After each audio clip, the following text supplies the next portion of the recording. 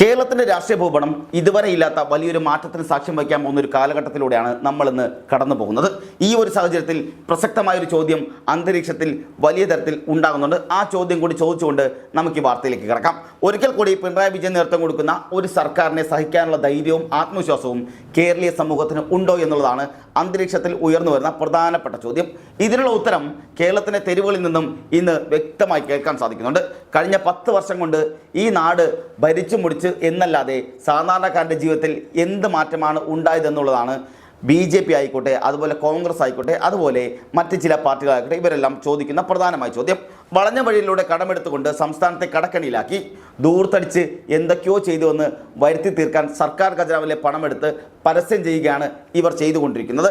ജനങ്ങളെ പച്ചയ്ക്ക് പറ്റിക്കുന്നു എന്നല്ലാതെ ഒരു പുതിയ തൊഴിലവസരം പോലും സൃഷ്ടിക്കാൻ സർക്കാരിന് കഴിഞ്ഞിട്ടില്ല എന്നുള്ളതാണ് പ്രതിപക്ഷമടക്കമുള്ളവർ പ്രധാനമായി ആരോപിക്കുന്ന ആരോപണം എന്ന് പറയുന്നത്.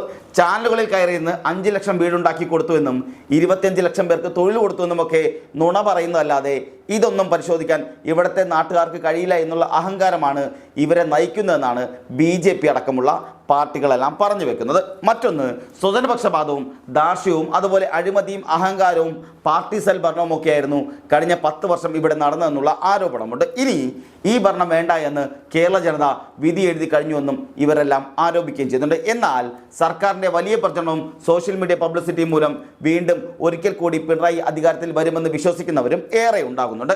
അതൊരിക്കലും സാധിക്കാത്ത ഒരു കാര്യമാണെന്ന് ഇവിടെ പലരും പറഞ്ഞു വെക്കുന്നത്. അതിന് പിന്നിൽ കൃത്യമായ 3 കാരണങ്ങളാണ് ഇവർ പറയുന്നത്. അത് പലതവണ ആവർത്തിച്ച ആ കാരണങ്ങൾ ഒന്നുകൂടി നമുക്കിവിടെ പരിശോധിച്ച് പോകാം. ഒന്നാമത്തെ കാരണം എന്ന് പറയുന്നത് നിഷ്പക്ഷ സമൂഹത്തിൻ്റെ വികാരം ഈ സർക്കാർ ഇനി വേണ്ട എന്ന് ഉറച്ച് വിശ്വസിക്കുന്നവരാണ്. കേരളത്തിലെ ഭൂരിപക്ഷം പേരും അങ്ങനെയാണെന്നാണ് പലരും ആരോപിക്കുന്നത്. നേരത്തെ പറഞ്ഞ പോലെ നിഷ്പക്ഷ സമൂഹത്തെക്കുറിച്ചാണ് ഇവിടെ പറയാനുള്ളത്. ഏതെങ്കിലും രാഷ്ട്രീയ പാർട്ടിയോട് അന്ധമായ വിധേയത്വം പുലർത്താത്ത, അതുപോലെ വോട്ട് ചെയ്യുന്ന ആ നിഷ്പക്ഷ സമൂഹം എല്ലാ അർത്ഥത്തിലും പരാജയപ്പെട്ട ഈ സർക്കാരിനെ ഒരിക്കൽ കൂടി വോട്ട് ചെയ്ത് അധികാരത്തിലേറ്റാൻ ആഗ്രഹിക്കുന്നില്ല എന്നുള്ളതാണ് പ്രധാനമായും ഉണ്ടാകുന്ന ആരോപണം. ഭരണ തുടർച്ച എന്ന വാഗ്ദാനം ഇത്തവണ അവർക്കിടയിൽ വിലപ്പോകുന്നില്ല എന്നുള്ളതാണ് കോൺഗ്രസും BJPയും എല്ലാം ആരോപിക്കുന്നത്. രണ്ടാമത്തെ കാരണം എന്ന് പറയുന്നത് ഇടത് കോട്ടകളിലെ വിള്ളൽ CPM എന്ന രാഷ്ട്രീയ പാർട്ടി ബംഗാളിൽ സംഭവിച്ച പോലെ ഇവിടെയും അസ്തമിക്കാതിരിക്കാൻ പിണറായിയുടെ ദുർഭരണം അവസാനിപ്പിക്കണമെന്ന് വിശ്വസിക്കുന്ന ഒരു വലിയ വിഭാഗം പാർട്ടി പ്രവർത്തകർ ഇന്ന് കേരളത്തിലുണ്ടാകുന്നുണ്ട് എന്നുള്ളതാണ്. എങ്ങനെയെങ്കിലും ഏത് കുട്ടിച്ചത്തൻ ഭരിച്ചാലും കുഴപ്പമില്ല, പിണറായി സംഘവും ഇനി ഭരിക്കരുതെന്ന് വിശ്വസിക്കുന്ന പാർട്ടി പ്രവർത്തകർ പാർട്ടി കോട്ടകളിൽ പോലും എതിരായി വോട്ട് ചെയ്യും എന്നുള്ളതാണ് പുറത്തു വരുന്ന റിപ്പോർട്ടുകൾ. ഇത് VD സതീശൻ അടക്കമുള്ളവർ പറഞ്ഞിട്ടുമുണ്ട്. പയ്യന്നൂരും അമ്പലപ്പുഴയിലും തളിപ്പറമ്പിലും ഒറ്റപ്പാലത്തുമൊക്കെ വിമത ശബ്ദം ഉയർന്നു വന്നതും അവരൊക്കെ പാർട്ടിക്കെതിരെ മത്സരരംഗത്ത് വന്നതും ഇതിൻ്റെ വ്യക്തമായ സൂചന കൂടിയാണ്. അതുകൊണ്ട് തന്നെ പാർട്ടി കോട്ടകുത്തങ്ങളിൽ പോലും ഇത്തവണ പാർട്ടിക്കെതിരായ നിശബ്ദമായ വോട്ടുണ്ടാകുമെന്നും കോൺഗ്രസ് അടിയുറച്ച് വിശ്വസിക്കുന്നുണ്ട്. മൂന്നാമത്തെ പ്രധാനപ്പെട്ട ഘടകമെന്ന് പറയുന്നത് മുസ്ലിം വോട്ടർമാരുടെ രാഷ്ട്രീയ മാറ്റം തന്നെയാണ്. കേരള രാഷ്ട്രീയത്തെ സംബന്ധിച്ച് ഏറ്റവും പ്രധാനപ്പെട്ട ഘടകം കൂടിയാണത്. ക്രൈസ്തവ ഹൈന്ദവ വോട്ടുകൾ പലപ്പോഴും വിഭജിച്ച് പോകുന്നുണ്ടെങ്കിലും മുസ്ലിം വോട്ടുകൾ പൊതുവെ ഒറ്റ പാറ്റേണിൽ വോട്ട് ചെയ്യുന്നവരാണ്. കഴിഞ്ഞ 2 തവണയും അവർ വോട്ട് ചെയ്തത് പിണറായി വിജയനായിരുന്നു. കാരണം മോദിയെയും സംഘപരിവാറിനെതിരെ നേരിടാൻ കേരളത്തിൽ കരുത്ത് പിണറായിക്കും അതുപോലെ CPMനും മാത്രമേ ഉണ്ടാകൂ എന്നാണ് അവർ കരുതിയിരുന്നത്. എന്നാൽ പിണറായി ഇതുവരെ കരുതിയ പോലെയല്ല, അദ്ദേഹം BJPയുടെ B ടീമാണെന്ന് ഇവർ ഇപ്പോൾ തിരിച്ചറിയുകയും പൂർണ്ണമായും പിണറായിയെ കൈവിടുകയും ചെയ്തു കഴിഞ്ഞു എന്നുള്ളതാണ് കോൺഗ്രസ് ആരോപിക്കുന്നത്. നഷ്ടപ്പെട്ടു പോയ പാർട്ടി വോട്ട് ബാങ്ക് തിരിച്ചു പിടിക്കാൻ അതിനുവേണ്ടി അതിശക്തമായ മുസ്ലിം വിരുദ്ധ പരാമർശങ്ങൾ ഇടക്കാലത്ത് നടത്തിയത് വലിയ തോതിൽ CPMന് തിരിച്ചടി ഉണ്ടാക്കിയിട്ടുണ്ട്. എല്ലാ മണ്ഡലങ്ങളിലും കുറഞ്ഞത് 5000 മുസ്ലിം വോട്ടുകളെങ്കിലും ഉണ്ടെന്നും ആ വോട്ടുകളെല്ലാം ഇത്തവണ CPMനെതിരായി മാറുമെന്ന് തന്നെയാണ് കണക്കുകളെല്ലാം സൂചിപ്പിക്കുന്നത്. കോൺഗ്രസിലെ പടലപ്പിണക്കങ്ങളും അതുപോലെ തന്നെ പരസ്പര പോർവിളികളുമൊക്കെ കേരളത്തിൽ പതിവായി ഉള്ളത് കൊണ്ട് തന്നെ ഇക്കുറിയും അത് ആവർത്തിച്ചതിൽ ആർക്കും അത്ഭുതമൊന്നുമില്ല. എല്ലാവരും ചിന്തിക്കുന്നത് എങ്ങനെയെങ്കിലും ഈ ഭരണം അവസാനിപ്പിക്കണമെന്ന് മാത്രമാണെന്നാണ് കോൺഗ്രസ് പറയുന്നത്. എന്നാൽ അത് എങ്ങനെ സാധിക്കുമെന്ന് പലരും ചോദിക്കുകയും ചെയ്യുന്നുണ്ട്. കാരണം അതിൽ സാധിക്കാനുള്ള സാധ്യത വളരെ എളുപ്പം തന്നെയാണ്. കോൺഗ്രസ് പാർട്ടിയുടെ സിറ്റിംഗ് സീറ്റുകൾ ഒട്ടുമിക്കതും അവർക്ക് നിലനിർത്താൻ കഴിയുകയും ചെയ്യും. അങ്ങനെ ഏതെങ്കിലും ഒരു സിറ്റിംഗ് സീറ്റ് അവർക്ക് നഷ്ടപ്പെടാൻ ഇടയുണ്ടെങ്കിൽ അത് പാലക്കാടും തൃപ്പൂണിത്തറയുമായിരിക്കുമെന്നും BJP അവിടെ വലിയ തരത്തിൽ മുന്നേറ്റം ഉണ്ടാക്കുമെന്നും കോൺഗ്രസ് പ്രവർത്തകരിൽ നിന്ന് തന്നെ ചർച്ചകൾ ഉണ്ടാകുന്നുണ്ട്. ഈ രണ്ടിടത്തും കോൺഗ്രസിൻ്റെ സിറ്റിംഗ് സീറ്റുകളിൽ സിറ്റിംഗ് MLA മാരല്ല മത്സരിക്കുന്നത്. പുതിയ രാഷ്ട്രീയ സാഹചര്യത്തിൽ അവിടെ എന്തും സംഭവിക്കാമെന്നും അവിടെ കാത്തിരുന്ന് കാണേണ്ട കാര്യം കൂടിയാണ്. എന്നാൽ ഇടതുപക്ഷത്തിൻ്റെതായ 30ഓളം സിറ്റിംഗ് സീറ്റുകളിൽ അവർ നേടിയ ഭൂരിപക്ഷം 10,000-ൽ താഴെ കൂടിയാണ്. ഈ സീറ്റുകളിൽ 5000 വോട്ടിന് ചാഞ്ചാട്ടം ഉണ്ടായാൽ പോലും ഇടതുമുന്നണിക്ക് അവിടെ പരാജയം ഉണ്ടാവുകയും ചെയ്യും. UDF-ന് വിജയിക്കാനും സാധിക്കും. കടുത്ത ഭരണവിരുദ്ധ വികാരവും അതുപോലെ തന്നെ വ്രണപ്പെട്ട മുസ്ലിം വികാരവും വലിയ തോതിൽ ഒരു ഭൂരിപക്ഷം കുറഞ്ഞ മണ്ഡലങ്ങളൊക്കെ നഷ്ടപ്പെടുത്താൻ കാരണമുണ്ടാകുകയും ചെയ്യും. ഇവിടെ 2021 പിണറായി തരംഗം ഉണ്ടായിരുന്നപ്പോൾ പോലും 10,000 വോട്ടോളം ഭൂരിപക്ഷം നേടാൻ കഴിയാത്ത 30 മണ്ഡലങ്ങളിൽ 5,000 അധിക വോട്ട് നേടിയാൽ UDF-ന് വിജയം ഉറപ്പ് കൂടിയാണ്. കാരണം ഈ 30ഓളം മണ്ഡലങ്ങൾ അവിടെ വലിയ തരത്തിൽ ഭൂരിപക്ഷം കുറഞ്ഞ തരത്തിൽ വിജയിച്ച, അതായത് CPM വിജയിച്ച് കയറിയ മണ്ഡലങ്ങളാണ്. അവിടെ നന്നായി പിടിച്ചാൽ BJP ഒരു ഭാഗത്ത് തർക്കമായി നടക്കുമ്പോഴും UDF-ന് വലിയ തരത്തിൽ മുന്നോട്ട് കയറി വരാൻ പറ്റുമെന്നുള്ളതാണ് പലരും പറയുന്നത്. ഇതൊന്നും കൂടാതെയാണ് അമ്പലപ്പുഴ പോലുള്ള CPM കോട്ടകൾ അട്ടിമറിച്ച് UDF അധികാരം നേടാൻ ശ്രമിച്ചുകൊണ്ടിരിക്കുന്നതും. മാത്രമല്ല ഇക്കുറി BJPക്ക് വലിയ മുന്നേറ്റം ഉണ്ടാകുമെന്ന റിപ്പോർട്ടുകളുമുണ്ട്. 4 സീറ്റിനും 7 സീറ്റിനും ഇടയിൽ BJP നേടിയെടുക്കുമെന്നാണ് പൊതുവായുള്ള വിലയിരുത്തലും ഉണ്ടാകുന്നത്. ഇതിൽ പാലക്കാട് ഒഴികെ എല്ലാ സീറ്റിലും CPM-ന്റെ സിറ്റിംഗ് സീറ്റുകളാണ്. ഈ പശ്ചാത്തലത്തിലാണ് ഇടതുമുന്നണിക്ക് ഒരിക്കൽ കൂടി അധികാരത്തിലെത്താൻ കഴിയില്ല എന്നുള്ള വിലയിരുത്തപ്പെടുന്നതും. ഒരു സിദ്ദിഖ് മേൽക്കുറി ഇങ്ങനെയുണ്ട്, അതായത് സിദ്ദിഖ് മേൽക്കുറി എന്നൊരാൾ വലിയ തരത്തിൽ ഇത്തരത്തിലൊരു പോസ്റ്റ് ഇട്ടിട്ടുണ്ട്. ഈ 30 സീറ്റുകൾ ലിസ്റ്റ് ചെയ്ത് പുറത്ത് വിട്ടിട്ടുമുണ്ട്. അതിലൊരെണ്ണം തെറ്റാണെന്ന് നമുക്ക് പരിശോധിച്ചാൽ തന്നെ മനസ്സിലാവുന്നത്. അത് വൈക്കത്താണ്. വൈക്കത്ത് 820 നോട്ടിൻ്റെ ഭൂരിപക്ഷം മാത്രമാണെന്നാണ് പറഞ്ഞിരിക്കുന്നത്. എന്നാൽ അത് ശരിയല്ല, അത് തെറ്റായ കാര്യമാണ്. ഏതാണ്ട് 30,000-ഓളം വോട്ടിൻ്റെ ഭൂരിപക്ഷത്തിലാണ് വൈക്കത്ത് CK ആശ വിജയിച്ച് കയറുന്നത്.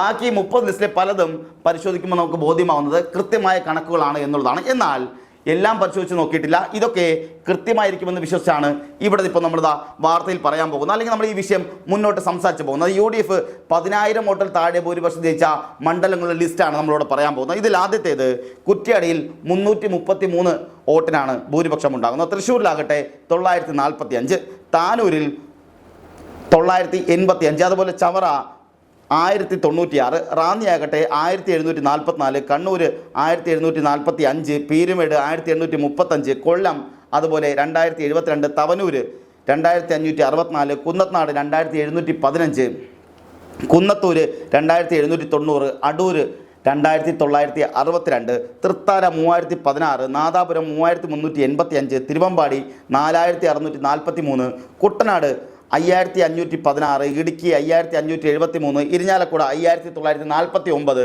അതുപോലെ ചങ്ങനാശ്ശേരി 6059, അതുപോലെ അഴീക്കോട് 6141, ചേർത്തല 6148, കായംകുളം 6298, കോതമംഗലം 6605, അരൂർ 6822, തിരുവനന്തപുരം 7089, അതുപോലെ തന്നെ ദേവികുളം എന്ന് പറയുന്ന സ്ഥലത്ത് അവിടെ ആ മണ്ഡലത്തിൽ 8208 വോട്ട്, കോന്നിയിലായിക്കോട്ടെ 8508, വൈക്കത്ത് 8201, കൊയിലാണ്ടി 8472, മാനന്തവാടി 9318. അങ്ങനെ ഇതിങ്ങനെ ഇതുപോലെ തന്നെ കൂത്തുപറമ്പ് ആയിക്കോട്ടെ, കൂത്തുപറമ്പ് എടുക്കുമ്പോൾ 9541 എന്നിങ്ങനെ കണക്കിലാണ് അവിടെ കണക്കുകൾ മുന്നോട്ട് പോകുന്നത്. ഈ 30 സീറ്റുകളും അനായാസം പിടിക്കാൻ UDF-ന് സാധിക്കുമെന്നാണ് ഇവർ പറഞ്ഞു വെക്കുന്നത്. കാരണം അത്ര ശക്തമായ ഭരണവിരുദ്ധ വികാരവും അതുപോലെ തന്നെ മുസ്ലിം വോട്ട് ബാങ്കിൻ്റെ ചലനവും അവിടെ ഉണ്ടാകുന്നുണ്ട്. അതുകൊണ്ട് തന്നെ UDF-ന്റെ വിജയം ഇവിടെ ഈ 30 സീറ്റുകളിൽ നിർണായകമാകുമെന്നും അത് സുനിശ്ചിതമാണെന്നുമാണ് വിലയിരുത്തപ്പെടുന്നത്.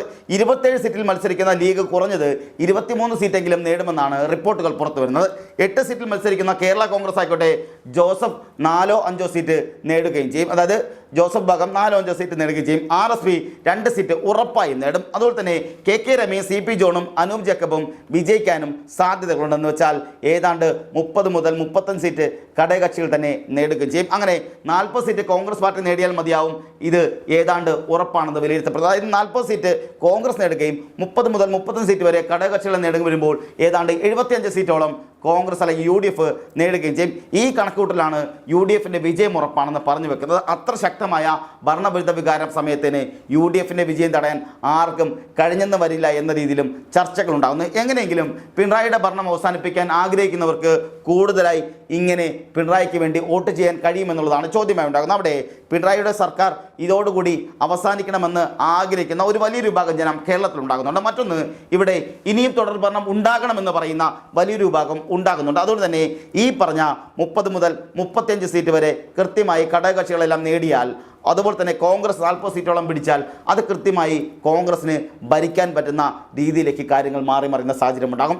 ഈ സിദ്ദീഖിൻ്റെ പോസ്റ്റിനിടയിൽ ഒരു രാജേഷ് അനന്തന് ഒരു കമൻറ്റ് കൂടിയിട്ടുണ്ട്. അദ്ദേഹം പറയുന്ന കണക്കനുസരിച്ച് മണ്ഡലങ്ങൾ, അതായത് UDF ജയിച്ച മണ്ഡലങ്ങളെ എടുത്തു പറയുമ്പോൾ മഞ്ചേശ്വരത്ത് 745 വോട്ടിനാണ്, പേരാവൂരായിക്കോട്ടെ 3172 വോട്ട്, കൽപ്പറ്റയിൽ 5420 വോട്ട്, അതുപോലെ തന്നെ വടകര 7491, പെരിന്തൽമണ്ണ 38 വോട്ട്, ചാലക്കുടി 1057, പെരുമ്പാവൂർ 2899, തൃപ്പൂണിത്തുറ 992, കടുത്തുരുത്തി ആയിക്കോട്ടെ 4256, കുണ്ടറ 4523, മൂവാറ്റുപുഴ 6161, മണ്ണാർക്കാട് 5870, മങ്കട 6246. ഇങ്ങനെയുള്ള കണക്കുകളാണ് ഇവിടെ UDF ജയിച്ചതെന്നുള്ളത്. എന്നാൽ കണക്കുകൾ ഇത്തരത്തിലാണ് പോകുന്നതെങ്കിലും അവിടെ ഇത്തവണ ശക്തമായൊരു ഭരണവിരുദ്ധ വികാരമുണ്ടെന്നാണ് CPMലെ ഒരു ഭാഗം അടക്കം പറഞ്ഞു വെക്കുന്നത്. അതുകൊണ്ട് തന്നെ ഇത്തവണ ശക്തമായ ഒരു മത്സരം നടക്കുന്നുണ്ട്. അതുപോലെ തന്നെ പലയിടങ്ങളിലും ത്രികോണ മത്സരങ്ങളും നടക്കുന്നുണ്ട്. അതുകൊണ്ട് തന്നെ ഇത്തവണ കോൺഗ്രസിന് ജയിച്ച് കയറാനുള്ള സാധ്യതയും വളരെ കൂടുതലായി ഉണ്ടാകുന്നുണ്ട്. ഇത്തവണ കേരളം തിരിച്ചു പിടിക്കണമെങ്കിൽ അത്രമാത്രം മോശം MLA-മാരായിരിക്കണം ഇവരിൽ ആരെങ്കിലും എന്ന തരത്തിൽ കൂടി മുന്നോട്ട് പോകുന്നുണ്ട്. അങ്ങനെ ഒരു റിപ്പോർട്ട് ആരെക്കുറിച്ചും വന്നിട്ടുമില്ല. അതുകൊണ്ട് തന്നെ UDF ഭരണം പിടിക്കുമോ എന്ന് ആശങ്കപ്പെടുന്നവർ ഈ കണക്കൊക്കെ ഒന്ന് കൃത്യമായി സൂക്ഷിച്ചു നോക്കുന്നത് നന്നായിരിക്കും. കാരണം ഇവിടെ VD സതീശൻ അടക്കമുള്ളവർ പറയുന്നത് 100-ലധികം സീറ്റുമായി അവർ മുന്നോട്ട് വരും, ഇത്തവണ ജയിച്ചു കയറുമെന്നാണ്. അതിനവർ പറയുന്ന കണക്കുകൾ കൂടി ഇതാണ്. ഇത്തവണ കഴിഞ്ഞ തവണ കപ്പന് ചുണ്ടിലിവിടെ നഷ്ടപ്പെട്ട സീറ്റുകളാണ് ഞാൻ പറഞ്ഞ ഈ 30 സീറ്റുകൾ എന്നാണ്. ഈ 30 സീറ്റുകൾ കൃത്യമായി കോൺഗ്രസിന് പിടിക്കാൻ സാധിച്ചാൽ, അതുപോലെ തന്നെ ഘടകകക്ഷികൾ അടക്കമുള്ളവരും അവരുടെ സീറ്റുകൾ കൃത്യമായി പിടിച്ചാൽ, ഒപ്പം കോൺഗ്രസും അതുപോലെ സീറ്റുകൾ നേടാൻ സാധിച്ചാൽ ഇത്തവണ കോൺഗ്രസ് അധികാരത്തിൽ വരുമെന്ന കാര്യത്തിൽ യാതൊരു തർക്കവും ഉണ്ടാകില്ല. കാരണം ഇതാണ് വ്യക്തമായ കണക്കുകൾ സൂചിപ്പിക്കുന്നത്. കഴിഞ്ഞ തവണ നിസ്സാരമായ വോട്ടുകളിൽ ജയിച്ച മണ്ഡലങ്ങൾ ഒത്തിരി ഉണ്ടാകുന്നുണ്ട്. അതിൽ ഏതാണ് ഞാൻ 30ഓളം പറഞ്ഞത്. ഇതുകൂടാതെ UDF നിസ്സാരമായി ജയിച്ച സീറ്റുകളും അതുപോലെ ഉണ്ടാകുന്നുണ്ട്. പക്ഷേ ഇത്തവണ കൃത്യമായി PR വർക്കുകൾ ഒരു ഭാഗം നടക്കുന്നുണ്ട്. അതുപോലെ 3 പാർട്ടികളിലും കൃത്യമായി PR നടക്കുന്നുണ്ട്. പിണറായി വിജയൻ എല്ലാ ചാനലുകൾക്കും ഇൻ്റർവ്യൂ കൊടുക്കുന്ന സാഹചര്യം ഉണ്ടാകുന്നുണ്ട്. ബ്ലോഗർമാർക്കടക്കം അതുപോലെ പോഡ്കാസ്റ്റ് അടക്കം ചെയ്യുന്ന സാഹചര്യം ഉണ്ടാകുന്നുണ്ട്. VD സതീശൻ ദിവസവും ഈ പറഞ്ഞ പ്രസ് മീറ്റ് നടത്തുന്ന സാഹചര്യം ഉണ്ടാകുന്നുണ്ട്. മാധ്യമങ്ങൾ കാണുന്ന സാഹചര്യം ഉണ്ടാകുന്നുണ്ട്. അതുപോലെ രാജീവ് ചന്ദ്രശേഖരൻ്റെ നേതൃത്വത്തിലുള്ള BJPയും വലിയ തരത്തിൽ മുന്നേറ്റം ഉണ്ടാക്കുന്ന സാഹചര്യം ഉണ്ടാകുന്നുണ്ട്. അതുകൊണ്ട് തന്നെ ഇനി ദിവസങ്ങൾ മാത്രമാണ് വോട്ടെടുപ്പിനുള്ളത്. അവിടെ ആരാണ് വീഴുക ആരാണ് വാഴുക എന്നുള്ളത് അത് നിശ്ചയിക്കുക അല്ലെങ്കിൽ അത് പ്രവചിക്കുക എന്നുള്ളത് ഒരു പക്ഷേ അസാധ്യമായ കാര്യമാണെങ്കിൽ പോലും ഇവിടെ കോൺഗ്രസിനായിരുന്നാലും CPMനായിരുന്നാലും തുല്യമായ പ്രാധാന്യം ഇവിടെ ഉണ്ടാകുന്നുണ്ട്. ഈ രണ്ടുപേരും ഭരണം പിടിക്കാൻ സാധ്യതയുമുണ്ട്. ഒരുപക്ഷെ ഭരണവിരുദ്ധ വികാരം ശക്തമായി ഉണ്ടാകുന്നുണ്ടെന്നൊരു ഭാഗത്ത് പറയുമ്പോഴും പിണറായി വിജയൻ സർക്കാർ തന്നെ വീണ്ടും അധികാരത്തിൽ വരണമെന്ന് ഒരു വലിയൊരു വിഭാഗം ആഗ്രഹിക്കുന്നുണ്ട്. അതുപോലെ തന്നെ ഇനി ആ ഭരണമേ വേണ്ട, ഞങ്ങൾ എങ്ങനെയെങ്കിലും ഒന്ന് മാറിക്കിട്ടിയാൽ മതി, UDF എങ്കിലും അധികാരത്തിൽ വന്നാൽ മതി എന്ന് വിചാരിക്കുന്ന ഒരു വിഭാഗം ആൾക്കാർ ഇവിടെയും ഉണ്ടാകുന്നുണ്ട്. അതുകൊണ്ട് തന്നെ ഇനി ദിവസങ്ങളുടെ കാത്തിരിപ്പ് മാത്രമാണ് നമുക്ക് മുന്നിലുള്ളത്. ആര് ജയിക്കും, ആര് വാഴും, ആര് വീഴുമെന്നറിയാൻ ഇനി ദിവസങ്ങൾ മാത്രമാണ് നമ്മുടെ മുന്നിലുള്ളത്.